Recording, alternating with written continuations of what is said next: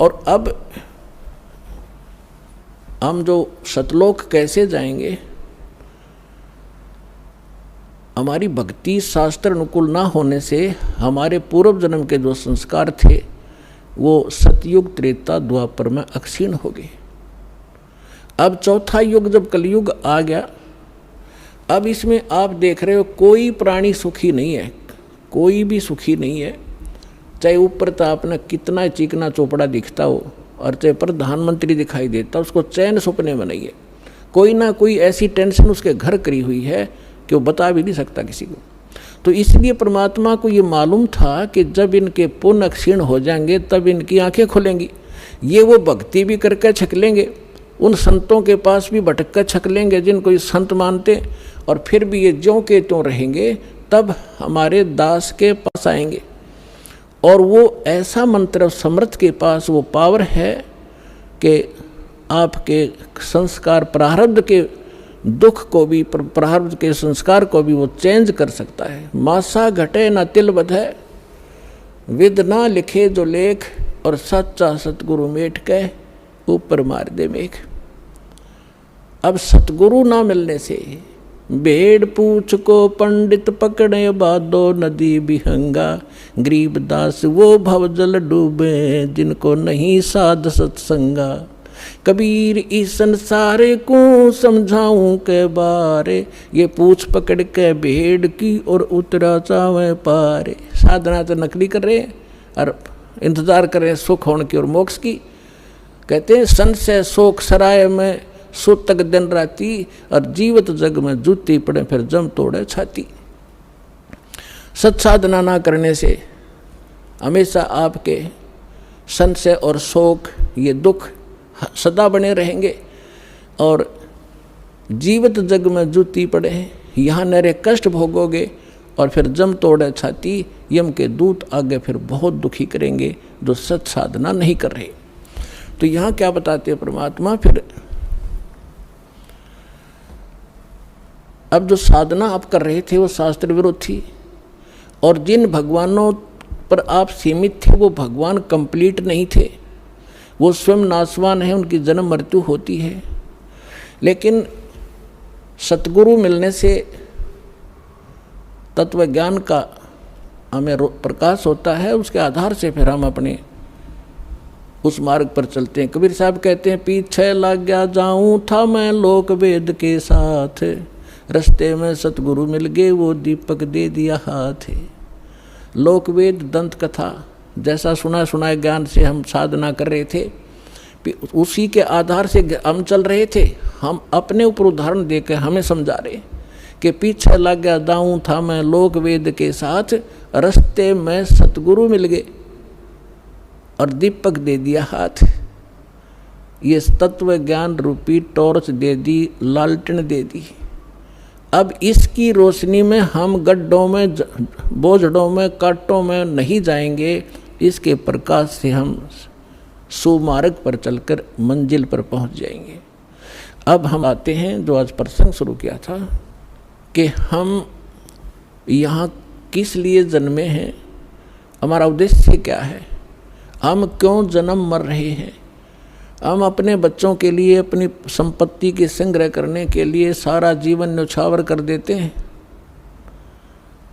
और हमारे सामने या तो कोई बच्चे की मृत्यु हो जाती है या स्वयं ही हम चले जाते हैं।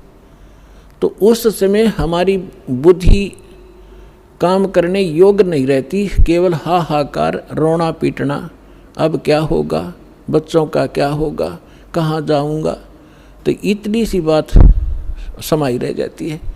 तो यहाँ परमात्मा हमें याद दिलाते हैं कि अब आपको एक विकल्प दिया जा रहा है कि आप ये साधना करो जो शास्त्र अनुकूल है, और शास्त्र अनुकूल साधना इस दास के अतिरिक्त इस विश्व में नहीं है। कुछ दिनों में बुद्धिमान हो आपके रूबरू सारा ज्ञान होगा।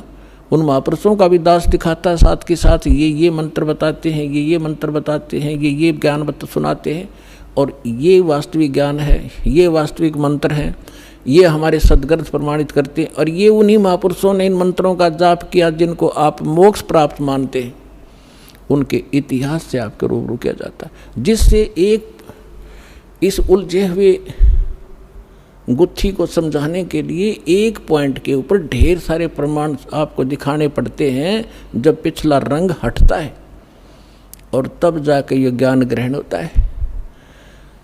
तो जो प्रसंग चल रहा है कि जैसे कई भक्त कह देते हैं कि आपके जैसे कबीर पंथियों से हमारे भक्त मिलते हैं, या राधा स्वामी वालों से, धन धन सतगुरु वालों से, ये ही ज़्यादा भगवान उस सतलोक का ठेका ले रहे हैं कबीर पंथी, और ये वो नकली कबीर पंथी। कबीर पंथी हो तो फिर तो बात खत्म हो जाती।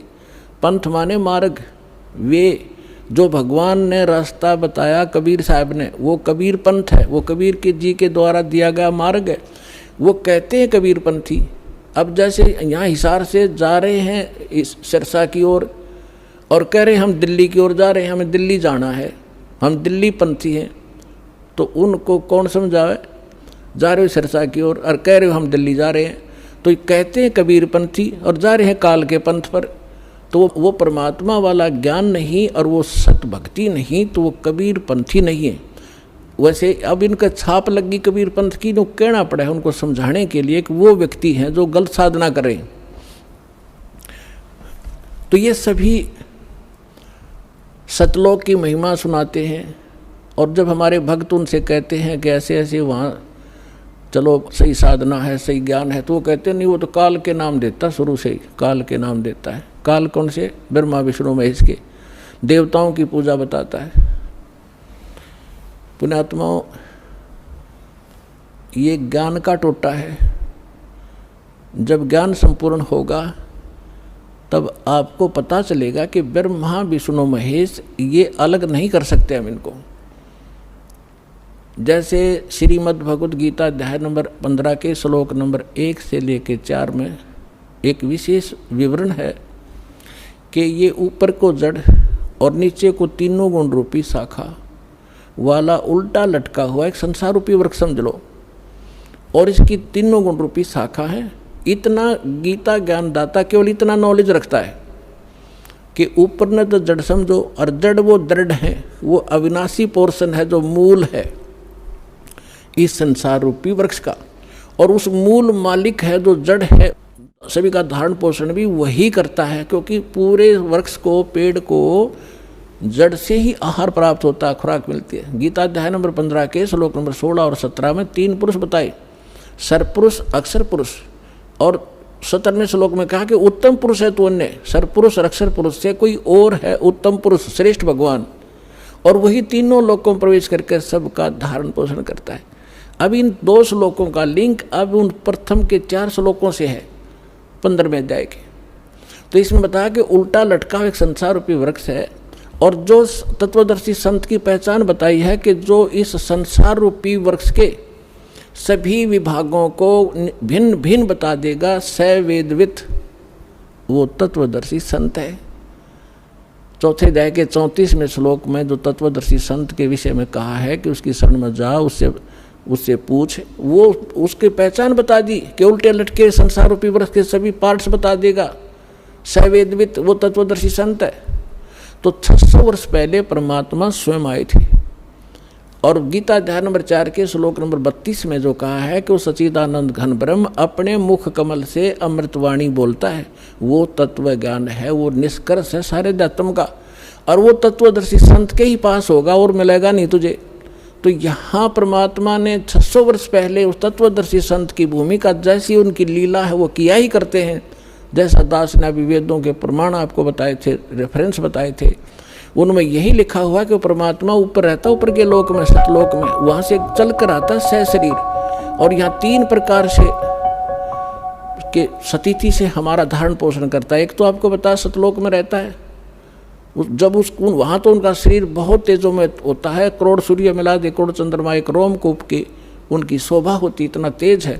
दूसरा, प्रत्येक युग में शिशु रूप धारण करके आते हैं, और एक जल कमल के ऊपर, यानी कमल तो जल में ही होता है, सरोवर में आकर वो अपना निवास कर लेते, शिशु रूप धारण करते हैं, वहाँ से निसंतान दंपत्ति उठा ले जाते हैं, और उनके परवरिश की लीला कुंवारी गायों से होती है।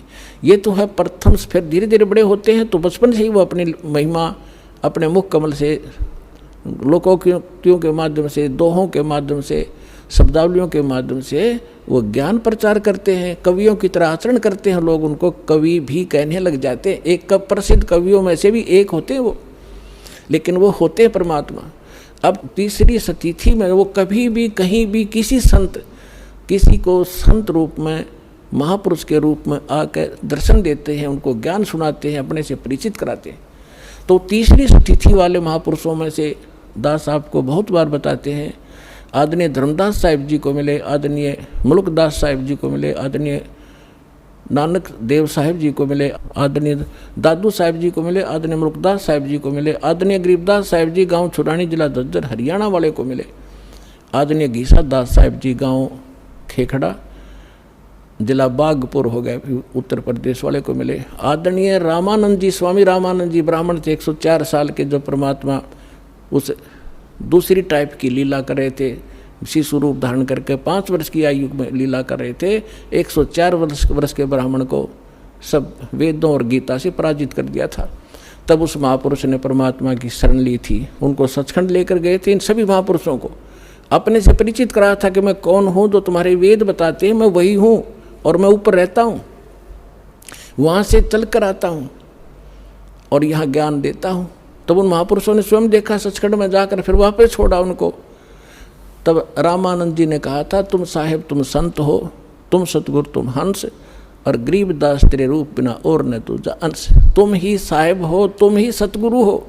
साहेब तो भगवान हो ही, आप सच्चा ज्ञान देने वाले सतगुरु भी आप ही हो।